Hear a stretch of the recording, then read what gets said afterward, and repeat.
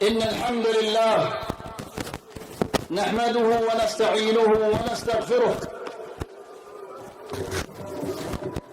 ونعوذ بالله من شرور أنفسنا ومن سيئات أعمالنا. من يهده الله فلا مضل له ومن يضلل فلا هادي له. أشهد أن لا إله إلا الله وحده لا شريك له وأشهد أن محمدا عبده ورسوله. يا أيها الذين آمنوا اتقوا الله حق تقاته ولا تموتن إلا وأنتم مسلمون. يا أيها الناس اتقوا ربكم الذي خلقكم من نفس واحدة وخلق منها زوجها وبث منهما رجالا كثيرا ونساء واتقوا الله الذي تساءلون به والأرحام إن الله كان عليكم رقيبا.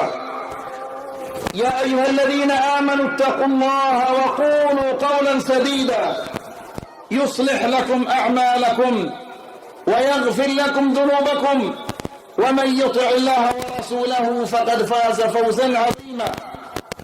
أما بعد فإن أحسن الكلام كلام الله وخير الهدى هدى محمد صلى الله عليه وسلم وشر الأمور محدثاتها فإن كل محدثة بدعة وكل بدعة ضلالة وكل ضلالة في النار.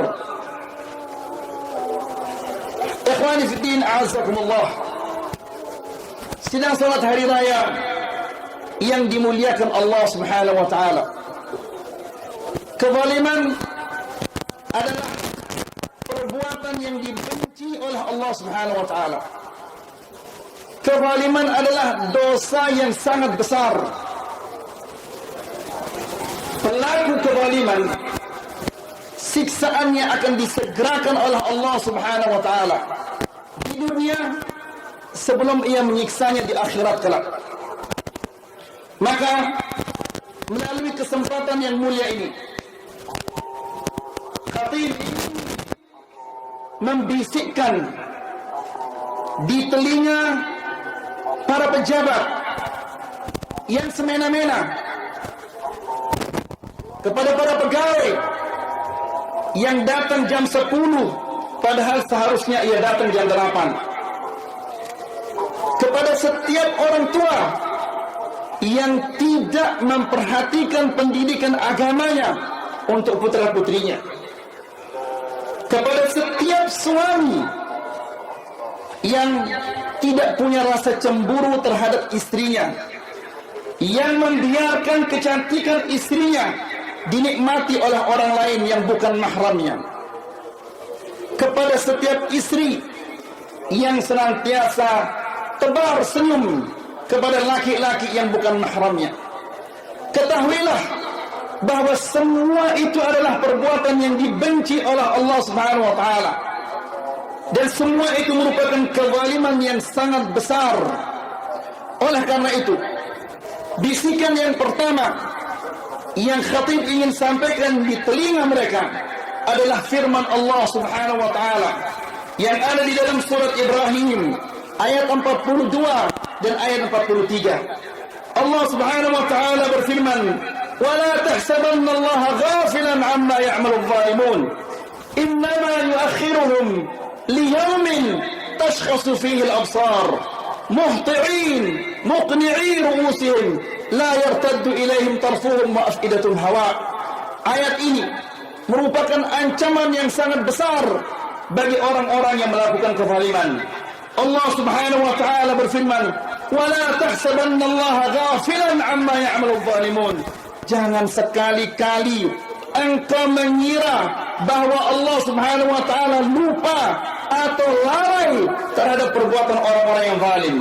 Jangan engkau mengira bahwa Allah Subhanahu wa taala lalai, lupa terhadap pejabat-pejabat yang semena-mena, kepada pegawai yang tidak jujur, kepada orang tua yang mengabaikan didikan agama untuk anaknya, kepada suami yang tidak punya rasa cemburu, kepada istri yang senantiasa senyum kepada laki-laki yang bukan mahramnya.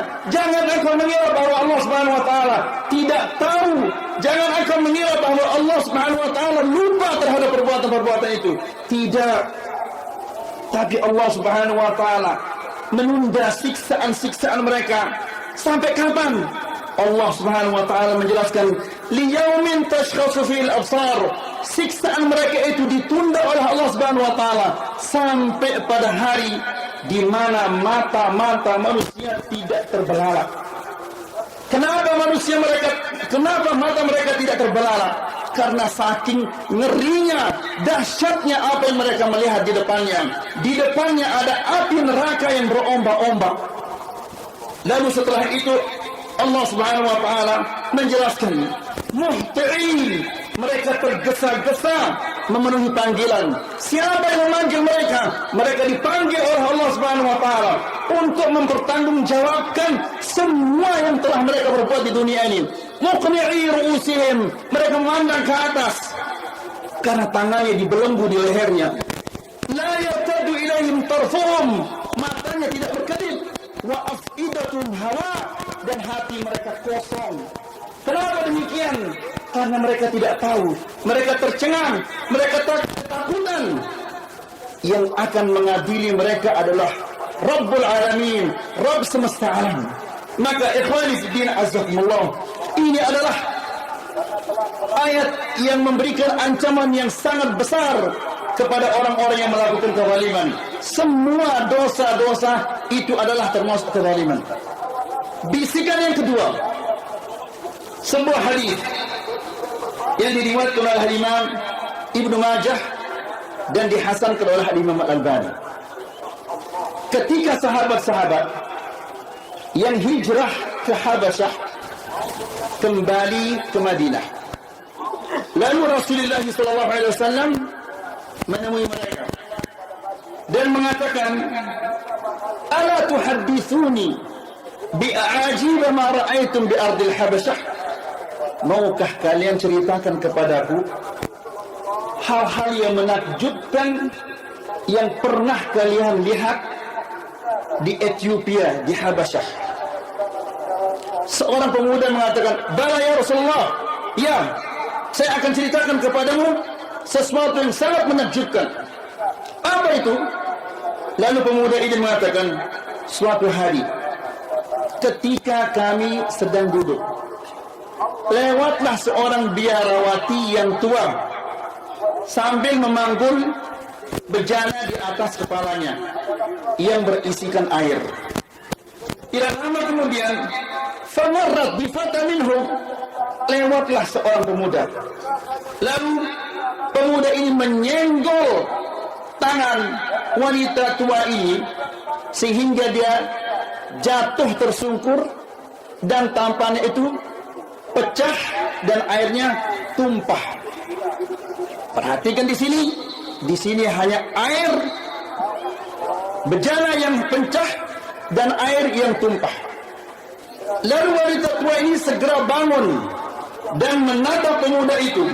Lalu dia mengatakan, "Sawfa ta'lamu ya Khudar, idza wada'a Allahu al-kursi wa jama'a al-awwalin wal-akhirin wa takallamat al-aydi wal-arjul bima kanu yaksibun." Wahai manusia yang rendah, wahai manusia yang hina, kelak engkau akan tahu akibat perbuatanmu ini. Ketika Allah Subhanahu wa taala meletakkan kursinya dan mengumpulkan manusia yang pertama dan manusia yang terakhir, tangan-tangan berbicara, kaki-kaki berbicara atas setiap perbuatan-perbuatan yang dilakukan oleh manusia. Pada saat itu, saufa ta'lamu kaifa amri wa amruka indahu. Di sanalah engkau akan mengetahui akibat dari perbuatanmu ini. Subhanallah. Allah akan mengadili seseorang hanya gara-gara bejana yang dia pecahkan dan air yang dia tumpahkan. Lalu bagaimana dengan orang yang semena-mena? Bagaimana orang yang tidak jujur dalam pekerjaan-pekerjaannya? Bagaimana tentang suami yang membiarkan istrinya ditatap, dipandang oleh setiap laki-laki? Bagaimana dengan wanita-wanita yang senantiasa senyum-senyum kepada laki-laki yang bukan mahramnya? Nasallallahu salamul afiyah. Hadis ini menunjukkan bahwa Allah Subhanahu wa taala yang akan menuntut orang-orang yang melakukan kezaliman. La ilaha illallah. Kalau Allah Subhanahu wa taala yang menuntut kita, kira-kira siapa yang akan berani membela kita? Orang melakukan kezaliman di dunia, dia masih punya pengacara, ada membelanya. Tapi kalau Allah Subhanahu wa taala yang menuntutnya, siapa kira-kira yang akan membelanya? Yang ketiga, hadis yang terdapat di dalam Sunan Abi Dawud. Dari hadis bahwa seorang badui datang dan menagih hutangnya kepada Rasulullah sallallahu alaihi wasallam. Bayangkan antum, seorang badui yang tinggal di padang pasir, yang tidak pernah sekolah, tidak punya pendidikan, menagih Rasulullah sallallahu alaihi wasallam. Siapa Rasulullah? Dia adalah orang nomor satu pada saat itu. Jabatannya lebih tinggi daripada khalifah, lebih tinggi daripada raja, lebih tinggi daripada presiden.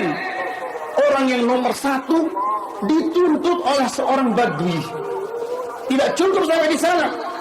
Bahkan orang badui ini berkata keras kepada Rasulullah sallallahu alaihi wasallam dan mengancamnya. Dia mengatakan, "Uharrij 'alaika illa qadaitani." Wahai Muhammad, saya tegaskan kepadamu, bayar hutangmu sekarang. Ketika sahabat-sahabat melihat kelakuan orang badui ini yang begitu kasar terhadap Rasulullah SAW, mereka marah dan mengatakan, "Tadri man tukallim?" Tidak tahukah engkau ini berbicara dengan siapa? Orang badui ini dengan santai mengatakan, "Innama utalibu haqqi." Saya tidak melakukan kesalahan. Saya menuntut hak saya. Ini Muhammad sallallahu alaihi wasallam, dia berhutang dan dia harus membayar hutangnya. Lalu Rasulullah sallallahu alaihi wasallam mengatakan, "Halla ma'a sahibil haqqi kuntum?" Hendaklah kalian di samping orang-orang yang punya hak sehingga dia mendapatkan haknya. Lalu Rasulullah sallallahu alaihi wasallam berhutang beberapa timbangan korma. Lalu dia bayar utangnya kepada orang badui ini. Setelah dia bayar utangnya, lalu dia berikan makan kepada orang badui ini. Lalu orang badui ini mengatakan, "Aufaita aufallahu lak." Engkau telah melunasi utangmu, menyempurnakan hutangmu. Semoga Allah Subhanahu wa taala menyempurnakan pahalanya untukmu. Lalu Rasulullah sallallahu alaihi wasallam mengatakan, "Ulaika khiyarun nas." Mereka itu adalah orang-orang yang terbaik, yaitu orang-orang yang membayar hutangnya tepat waktu. Lalu setelah itu Rasulullah sallallahu alaihi wasallam mengatakan, "La quddisat ummatun la ya'khudhu ad-da'ifu fiha haqqahu ghairu muta'ta'in." Yang artinya adalah semoga Allah Subhanahu wa taala tidak memuliakan suatu ummah, satu bangsa, satu kaum di mana orang-orang yang lemah, yang rendah tidak bisa menuntut haknya dari orang-orang yang menzaliminya, tidak bisa menuntut haknya dari orang-orang yang kuat, dari pejabat yang menzaliminya. Ikhwani fi din, azakumullah. Hadis ini menunjukkan bahwa satu bangsa akan menjadi bangsa yang lemah, bangsa yang hina apabila orang-orang yang lemah, orang-orang yang tertindas, dia tidak bisa menuntut haknya dari orang-orang yang kuat, dari pejabat-pejabat yang tinggi, dari pegawai-pegawai yang zalim. Nas'alullah salamul afiyah. Lalu ikhwani fi din, a'azzakumullah, bagaimanakah jalan keluar dari siksaan Allah Subhanahu wa taala? Bagaimana kita bisa keluar dari tuntutan Allah? Bagaimana kita akan selamat dari persidangan Allah Subhanahu wa taala? Bagaimana kita akan bisa menghilangkan kehinaan dan kerendahan yang menimpa kita karena kewalaman ini? Itu tidak lain ayuhal ikhwah. Yang pertama adalah hendaklah kita semua bertobat kepada Allah Subhanahu wa taala. Tobat dari semua dosa-dosa, dari segala kezaliman. Kemudian yang ketiga, hendaklah kita menerapkan syariat Allah Subhanahu wa taala pada diri kita. Setiap pejabat hendaklah dia terapkan syariat Allah di saat dia menjawab. Seorang pegawai hendaklah dia menerapkan syariat Allah Subhanahu wa taala di saat dia menjadi pegawai. Orang tua, suami, istri, semua kita harus menerapkan syariat Allah Subhanahu wa taala, agama Allah Subhanahu wa taala.